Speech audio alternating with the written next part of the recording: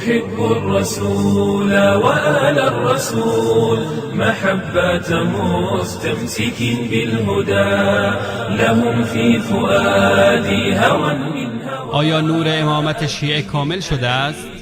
بني أحمد أحب الرسول وآل الرسول محبة مستمسك بالهدى لهم في فؤاد. شیعه در تفسیر آیه کریمه یریدون لیطفئوا نور الله بافواههم از ابوالحسن المازی روایت می کند که گفت میخواهند ولایت امیر مومنین را سرکوب و خاموش سازند والله متم نوره و میگوید الله امامت را که نورش می باشد کامل می گرداند. و همچنین از ابو جعفر محمد الباقر روایت می کنند که می گوید سوگند به الله که منظور از نور تا روز قیامت ائمه آل محمد می باشند. سوال اینجاست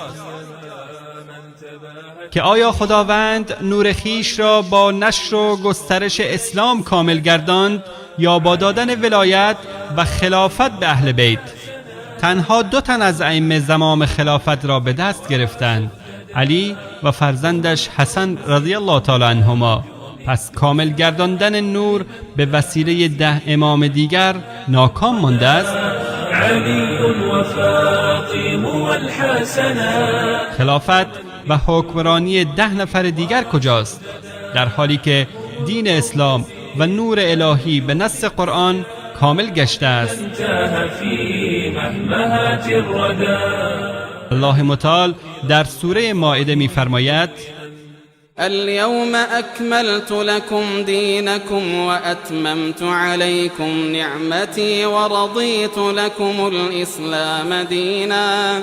امروز برای شما دینتان را کامل نمودم و نعمتم را بر شما تمام نمودم و اسلام را برای شما به عنوان دین پسندیدم.